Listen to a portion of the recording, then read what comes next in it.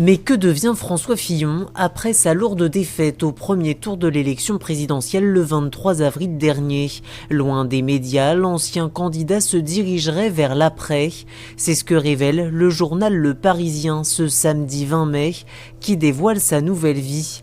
La page est tournée, il est passé à autre chose, confie dans le quotidien son ancien coordinateur de campagne, Bruno Retailleau. La politique, cela semble être fini pour l'homme de 63 ans, qui partage sa vie entre Paris et la Sarthe, après quelques jours passés au Pays de Galles pour se retrouver avec Pénélope.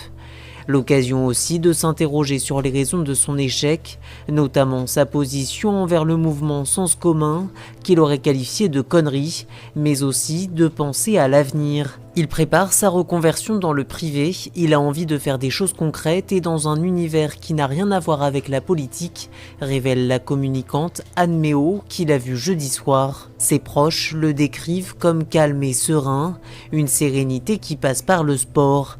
Car désormais, François Fillon a beaucoup de temps pour faire du vélo, mais pas seulement, car entre cycliste et alpiniste, son cœur balance. Quelques jours avant le premier tour, je l'ai entendu dire qu'il voulait faire l'ascension de la Napurna, révèle aux Parisiens un ancien permanent de son QG de campagne.